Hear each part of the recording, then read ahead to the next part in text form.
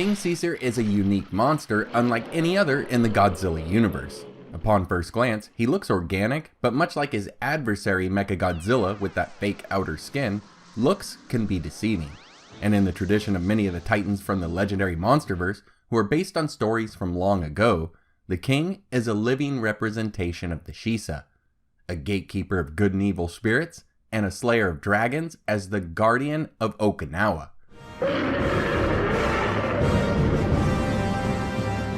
His earliest beginnings can actually be traced back to another member of kaiju royalty, King Balgan, also called King Barukin or King Vulcan.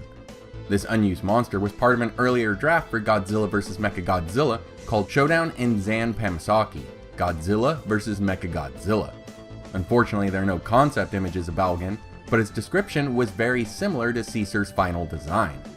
He had a glowing bronze color, golden scales, and dog-like ears which were said to be able to pin back or perk up. And when attacked, he could return or reflect beam attacks with his eyes. All of these are traits that carried over, but it should be noted that Balgan could also reflect attacks off of his scales and was even able to stream lava from his mouth. The next stage in the evolution of what would become King Shisa would take the abilities and basic design cues from Balgan and blend them with the Shisa.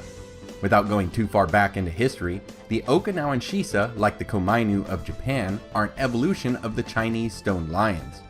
These lions eventually made their way to the Ryukyu Kingdom, or modern-day Okinawa, during the 14th and 15th centuries, where they would evolve into the Shisa, no longer lions, but a hybrid mix of lion and dog. They can be found in various colors and shapes, and are often placed on rooftops and entrances to businesses and homes. They are found in pairs, with the female on the left and the male, the guardian, on the right. And like some lions, the male Shisa is shown with an open mouth, but here it symbolizes his ability to ward off evil spirits, while the female, with a closed mouth, keeps in the good spirits, bringing good fortune to its owners. Another influence to the design of Shisa, specifically his face, is the onigawara, decorative roof tiles or demon tiles.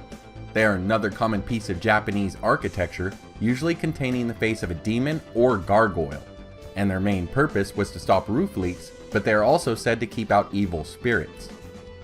But what's behind the name King Shisa? The first part is pretty obvious. He's a king, or at the very least, of royal status with his ties to the Izumi family.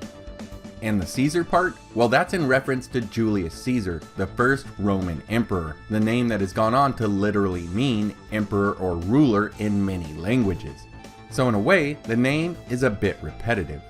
But his Japanese name isn't King Shisa, it's King Shisa. When Toho romanized the name, they came up with Caesar with an S, but this was changed to Caesar with a C, a title with an actual meaning. They didn't go with King Shisa as they weren't sure that Western audiences would know what a Shisa was. But in essence, King Shisa is a living Shisa statue, so perhaps Toho should call him by his proper Japanese name worldwide. For Godzilla vs. MechaGodzilla, long ago, the original Shisa appeared and helped the Okinawans to drive off invaders from the mainland. For the second generation, no origin is given, but it is noted in the book Godzilla Final Wars Super Complete Works that he pretty much has the same backstory as the first gen monster, with him as a sleeping guardian of Okinawa who could only be awakened by Miarabi's prayer. Though he looks mammalian on the outside, the king is actually a type of Golem, a creature from Jewish folklore that is made from a lifeless substance like clay that is then brought to life through ritual or other mystical means. We learn of this from his inclusion in the Godzilla Monster Diagram Super Encyclopedia. Instead of flesh and bone, he's actually made from a variety of man-made and unknown mystical materials. At his core is a golden skeleton, which is surrounded by a layer of reinforcing brick-like concrete. In the head, there is no brain or thinking center. Instead, there's the prism eye, an enormous U-shaped crystal. To power this towering beast are two massive energy crystals in its belly. Sitting side by side, though in another official diagram, the orbs are stacked, with a red one roughly translating to geothermal energy intestine, and a blue one above it translating to geothermal energy heart. Surprisingly, this mystical and divine nature to King Shisa places him in a rare category of monsters alongside Mothra as a divine creature or a god. But seeing as how the king is just a giant Shisa statue, we can learn more about him by looking into their role in the area's culture. The origins of their power comes to us in the form of stories passed down by the local people. The most common tale includes a village that was tormented by a dragon. A local Noro, or priestess, had a dream where she was told to have a king show his Shisa amulet to the attacking beast. Later, the king of the island chain, under instruction, would then hold up this amulet given to him by a Chinese emissary in defiance to the dragon, and just then, a deafening roar would come out of nowhere, and a boulder would fall from the heavens, trapping and eventually killing the dragon, with its carcass becoming the Ganamui Woods. In other versions of the tale, a boy is given a Shisa statue or amulet by an Okinawan nobleman. And when the dragon appears, the amulet comes to life and saves the village. Afterwards, a large stone Shisa was then assembled to protect the villagers from the dragon's spirit and any other unknown threats.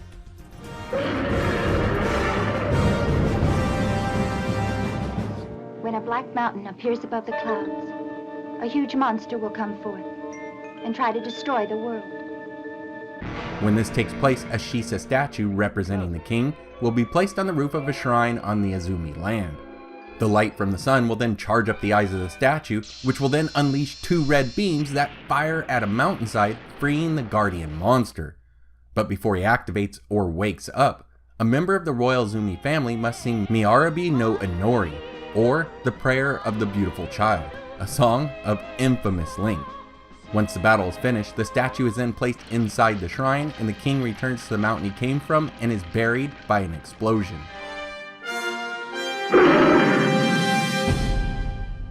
King Shisa is an agile and intelligent fighter, one smart enough to avoid damaging fire, and one that knows when to team up against unsurmountable odds. He's a master of martial arts techniques, and he's armed with razor-sharp teeth and claws. The Showa version was shown to have spring-like devices in its legs that were said to give him enhanced jumping ability, with the Godzilla movie studio tour book saying that they can carry him as far as 1,000 yards or roughly 914 meters, a massive distance. While the second gen king was noted to be a bit slimmer and somewhat more evolved, with attacks like the tackle break and the flying Caesar attack. Defensively, he can take much more of a beating than his heavy brick construction would seem to allow, a feat supported by his unknown mystical properties. His only ranged attack is a defensive one, requiring the use of beam attacks from his foes to power up that U-shaped crystal organ called the Prism Eye. When an enemy's beam or ray attack is fired at him, they are often absorbed into his right eye, where they then ricochet off the mirror-like walls of the gem, gaining power as the beams spontaneously diffuse and refocus until they reach the other eye, where they now exit at 10 times their original strength. A process that only takes a half a second, and those ears aren't just for intimidation, they also act as efficient heat sinks, drawing away the high temps created by the Prism Eye. Now, it's also possible that the first generation Caesar can wake up other kaiju. It may just be a throwaway line in Godzilla vs. MechaGodzilla, but the alien leader in the dubs and in the subtitles says that, and I quote, "We'll be in trouble if King Shisa brings other monsters to life." It's never mentioned again, so take it how you will. The Showa iteration stands at 50 meters high, a standard height of the era, yet it weighs in at 30,000 metric tons. That's 10,000 metric tons more than Godzilla, and only 10,000 metric tons less than the Showa MechaGodzilla. He even outweighs Gigan, who's 15 meters taller and has all of those cyborg attachments. For the Millennium era, he's now twice the height at 100 meters tall, and almost double the weight at 50,000 metric tons, putting this take on Caesar at the same height as the Showa Ghidorah, and in the same range as the larger MechaGodzillas, with Heisei's coming in at 120 meters, and the Monster Versus a bit above that at 122 meters. And here are the two Shisa kaiju next to outsiders like the Colossal Titan of Attack on Titan and Gypsy Avenger of Pacific Rim Uprising. And for some real world perspective, here we can see them visiting the Statue of Liberty and the London Eye.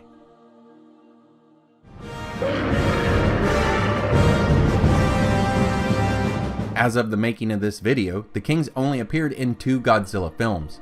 The Showa era's Godzilla vs. MechaGodzilla, where he was portrayed by suit actor Kenichi Kasumi, designed by Akihiko Iguchi, and was modeled by Tomomi Kobayashi and Nobuyuki Yasumura. For the Millennium era's Godzilla Final Wars, he was redesigned by Shinji Nishikawa and modeled by Shinichi Wakasa and his company Monsters, and was portrayed by suit actor Motokuni Nakagawa. He was also on screen briefly in stock footage for Terror of MechaGodzilla and in the end credits for Godzilla Singular Point. Other than that, you can find him in the Godzilla Rulers of Earth and Godzilla Oblivion IDW comic books. The battle between Showa King Shisa and MechaGodzilla is an interesting one, as it really is a fight of the old ways clashing with the new.